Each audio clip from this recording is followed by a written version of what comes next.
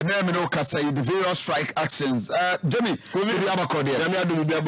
started the statement from NAT, and that is a joint statement. Yes. What can be projected? So, friend, you joining here. You join us on our Facebook page, Akoma 87.9 FM. NAT, NAGRAD, then there was CCT, Collegium of Conceptual Association, anyone, ENRA, and so on, in Central Fisher, Ecoso. What exactly or joint statement? Why strike action? I feel the beer will be 18 years. Yes, Kofi, I'm be action, will be a quabba.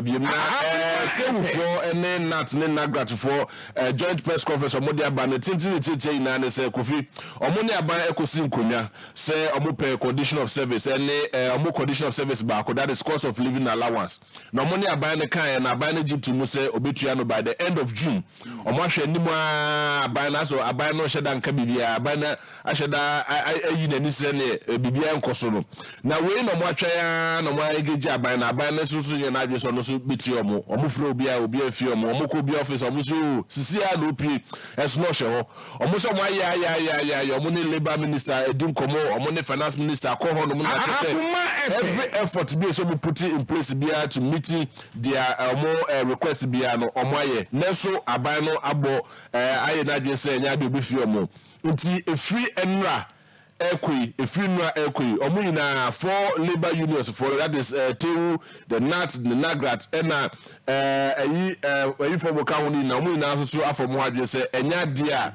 Okay. Ebe adwuma nti omo de omo nema ina de go on mo so omo nchira de biem. Now ewo classroom yes ewo. Now you UoG and so Edward statement about Walker will release that statement. Therefore journey on Facebook. We have we a teacher in so mayenya mo take ewasa and now why this time? I mean, Manfu Bisa said, why would we get there? Why would we get to this point? As for mine, UoG for saying UoG for the Sabamoda Banana, but okay. For on our Facebook page, this is a statement from UoG, a University Teachers Association of Ghana, and that is a statement another page about the interrogating all that. Almost the same. The points Mako and so and de kwa koma aban no na ensemi na ne se UoG for the association University Teachers Association omo so omo wonimde enimde e wo Ghana ha no musi ntom be pese one aban no inform ka ho in their negotiation with IMF. Okay. Now omo make sure say negotiation be tumi akoyie pa na kofi omo se mo ka ni na ogbo ni na tofa ni na kwakoye se omo ne aban no ekoko engage IMF fo na se omo emma omo terms and conditions ni omo ne bi ankoyie anfa omo UoG for there and aban na so be she pa so omo de na strike for now but omo concern that say aban should factor them in their discussion and negotiation with IMF. Now aban making sure say say ekoba say omo kwakoye negotiations omo afọ mo anka ho a omo nema na omo kwako discuss no omo hwe ye na akoka UoG for because over the years IMF omo akoni na na eba ne say omo condition of service na asofo ni na so ate aba na say UoG for no mo ho kire omo University Teachers Association no mo ho kire omo eba ne say omo condition of service no mo sika sem no sheda nkoye in their favor enti say aba no anya ready so be engage omo dia omo so kwa engage IMF for omo hwe ye na kwa nkoka omo condition of service na mo prepare de omo ya krado omo de mo ho ba for this omo say ba say aban be hi omo moa some be engage IMF for omo so ho no mo woni before omo woni dia omo so betumi engage IMF for Dikovi UoG for the no omo de strike action for. Then you have the Ghana Education Service other response about what must say Ghana Education Service for the omo so mo kan ni na say omo hu say omo fa do mate ewo afidie bebre so to say ne ga yeso ye ka bi say the four teacher union for ni na e de omo two say go on mo so mo nchira de biem ana so mo nya adwuma nti omo sere awofo ene aban ene teacher for say obi anya kam obi ama mo bi ayem hihye no mo make sure say head teachers for ni na so ebebo nkra ne ho ban e various schools ahodo ni na se ne be ya enkofa basabasa ye bia emfa ma na mo so eboa aka kire aban say aban so momodian no hwe say omone teacher union for ni na be go into negotiation say na be ya asumdwe beba na amasan so aba class room abekira de but for now ne de obi aka na koma to ne yem we ye gidigidi bia na pressure bia she den nim nti obi aka na koma to ne yem just about 3 minutes past 6 yentie not and the teachers union group now what adequate means of livelihood and suitable employment and public assistance to the needy. 2. The state shall, in particular, take all the necessary steps to establish a sound and healthy economy, whose underlying principles shall include A.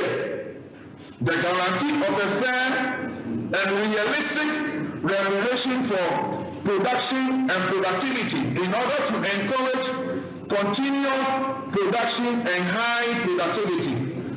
E. The recognition that the most secure democracy is the one that assures the basic necessities of life for each people as a fundamental duty. Colleagues, you may recollect, and without sounding repetitive and monotonous, that the unions have severally called for the government's grant of 20% cost of living allowance to the Ghanaian worker generally, and in particular teachers and educational workers of the pre-tertiary education level. These calls, unfortunately, have fallen on deaf ears. We should use this forum to express our displeasure over the insensitivity of the government regarding our demands. Distinguished ladies and gentlemen, respectively, for the year 2021 and 2022, inflation in the country is currently 27.6% and continues to escalate and at infinity. Only God knows when this will end or abate. We are very much appalled at the inaptitude of the government relative to our call for cola. We have severally on different platforms and times made this call which fell on deaf ears of government. Right, for higher Akoma 87.9 FM. This is a statement. If we Nagrat, Teu, and all the teachers today. Now your other Senior Staff Association, that is Universities of Ghana. Senior Staff Association, Universities of Ghana. But we are also strike. Letter no eba on the 3rd of July 2022.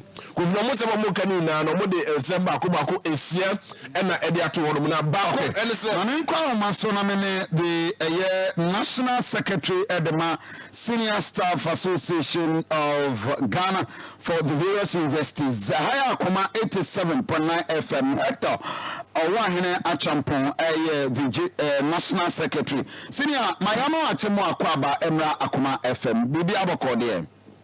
The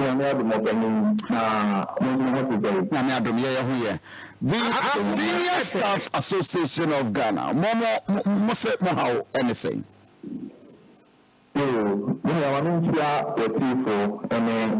Senior staff members now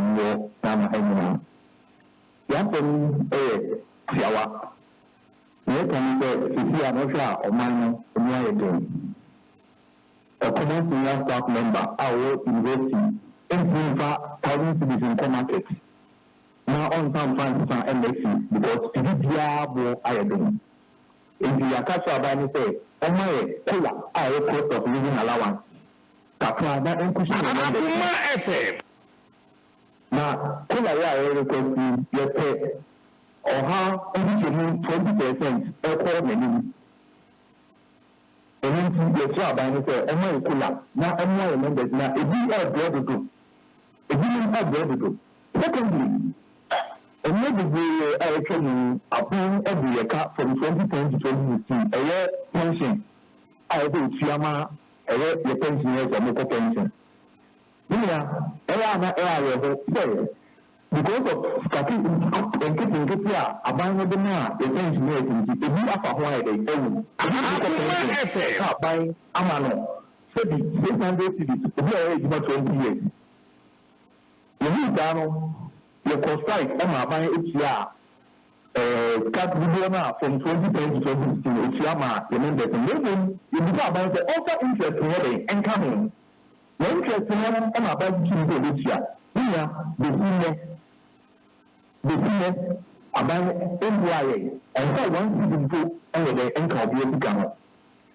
Really, in terms of the what did you every amount moon now abano on the amount abano akosi next week Wednesday say abano am share your okay you know be good from but that and as we speak more intention no up to what time period that amode ma ban ebi ama abana kosi next week Wednesday Benada Wednesday any ama aban akosi yanti bi nso aban ho no ma na na jani say you know about here on several occasions I will discuss these issues and so aban na be say na dey dey so the Akoma efe so the because of this every persuasive force is applied na if you say about money and also this way, if you say what you say, anything that you actually say, Benada, Saban, you are the beginning of the different. Now you are not able to see a big thing about it, or you will be able to because you are adults. And Menoka say, Minister 2-3 months ago, not more strike. Neboa. So, and yet, small staff, man, 2-3 months ago, no strike. Yeah, no, you tag or strike, but here or other university workers, meaning almost different from more senior staff. No, one here a section of university staff are now among lecturers, and also a war strike from Kenya University and Roman answer it didn't come. So, for how long now this negotiation are also with the government? As we speak, any better response. Cool. We are going to attend Kakrabiso. And after 2021. Yeah. Yeah, men are buying the meeting. Emma, and send the discuss here allowances do Ama remember. Now allowances, you know, are buying the year and say, Emma, certain category of staff or senior staff, and the allowances more than them. If you look at it, you rent allowance. And also about the money. Now, by the money, and you get rent allowance every senior staff. Because they prefer a little crown, and I say, Gawa. If you remember the Dia, allowance is Dia, it must remember the Diano.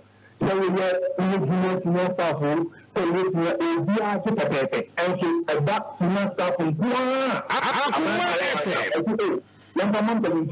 the principal. Any chief, I will senior staff. But senior staff is also senior staff. If they didn't buy more set allowances, now on capital across board, our 3 years or selected fee, and what the mom. You are okay, say, again, and cost you. I didn't see him now, remember. Now you have my allowance. Allowance is the man, yes, it is. Your former cabinet, but you know, Yaman. You are okay. So why now? How then I feel that Sabri Amoko strike at the time when Ghana is heading to IMF? Akoma efe. Okay, area commissioner. Let me catch you. You know, about here on several occasions, I will discuss these issues. And I want to say, about my husband said, we have here, we are 37, we won't be a kind of obesity. Everything I'm to hear when you have break, I say, this time around, you know, you really stay on 10. Hey, so when you have break down and make a but assembly and mama kakra because at the time when the NAGRA, the Coalition of Conception Association, one winner cost strike, most of them would be a kawa. I mean, government over to me, Bobby. Yeah. What is good for the Uganda is equally good for the youth. meaning that we share as issue, but the idea Yano. I'm out to meet the okay. And the pa. Honestly, if it's a ban, it's and Labano, all sharing, you know, be a home town. Because can you imagine, say, who's the market? Do you have to use the current? Yeah. Cousins we have the senior and the Bama in the market, and you know, we want to become more efficient. Akoma FM. You will be for more than because one of the Busiano, you know, the thousands to be the man. And they say, I'm a million of Busia, and they say, I'm a million, and many young. That is a Ghana born, we're going to say. We know what do I say? Public universities in Ghana, about 50 public universities in Ghana. Okay. And yet, you read and representatives of the national leadership are the national secretary. Every public university in Ghana is part of senior staff. Akoma FM. And moving on by Wednesday, Montreal government said, while mom favorable response, obviously we are going on strike. We can see and this time around, you know, you have to say, if you got to see and I really maybe you stand for the truth. And I said you, and you're in a very motivating factor. You're not greater this time around. Wow. But when you consider it, Kaka, Ghana is in crisis. We are considering many here. Akoma FM. Yes, we have a mind to improve. This car said the good things there were Akoma better. We don't quite to be. Why should we open issue? Not so you look about it. If you this can be the I thought we corrected you. You need evidence. Then you see video in your photo. Now, if we got them there, we need all money. That account and come to capital and the name of the other business. We are not the choir and the buy. If you have no cafe, no money in fact. Apart from that, we continue to be an amendment to the term. And you know the time now, I can say, you know the same time. Akoma FM. Akoma, the one a grandma. Now, Mamma, really make the number 2 of feet. Now, there's only the album of that. It's a couple of stations. But we are to feel the university of Fio no crown every morning there too. And you can imagine, you can make up anything there's a difficult free because I'm going to Marco school. And you are now Ghana Ebono, you are better say. To say about with me now, Akoma, they will work now at the action because every I didn't see any of my baby. Now, so we will do invest 20 years. Now, or court retirement, your money is based on this. So, on for all the correct day, Akoma FM. no, this is the green. Remember the grammar from home. Now, Wow. Why? Because as a every sector, about education sector, they are moving now. Mugu abine so, and the FIBA will declare that intention. What any of the government officials akasa? I'm not release no. I'm afraid I use the other certain letters to command the phobia. Omukadia Ben. Na yake response. Akoma FM. Deadline at the moment. Okay. So then we are not the letter for Krana. They will acknowledge the letter. And only the fathers have said on the whole thing. And what would be the effect of from Wednesday? What declare so because most of the investors on holiday that actually said they are on break. So public universities everything staff your boys papa. The students bar, your registration, your show in fact, we are students in the mostly senior staff here in Akoma FM. Like and the students are then the first time. You didn't have a ban warning. Now why you're the answer when you're after the answer because this party the students on the back. And a buying one yes where you only the need for your home to yes sir. What is the average salary of a senior staff at the university? Okay, senior staff, senior staff of public universities, your grade, and I say your grade, senior staff, your admin assistant, your senior administrative assistant, your chief administrative assistant. Now, if you know, it's what administrative assistant, between 1,000 to 1,500 basic salary. Now, when your basic salary, you better to pay tax. Don't forget. If you don't only take home good feeling, now you are 800 and 1,000 cedis. That is the average salary of a senior staff at the university. Exactly. Between 800 and 1,000 Ghana cedis. I stand to correct, but these are issues that I know of. And see, so Akoma FM. As you know, we can. Bosnia and Bosnia also better see every day. I backup then how they could feel now the Akoma money after the few classes. Now the other any almost coming. Wow. I see. Remember, registrars in this phone now. More senior staff now. So register principal officer or university. You only be a senior member. Okay. Okay. Almost different. So register this 1 out of 5.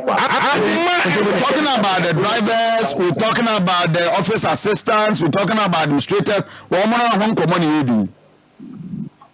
That's what you can't senior staff or office assistants, but mostly the day-to-day activities in the university. Running our offices, Okay.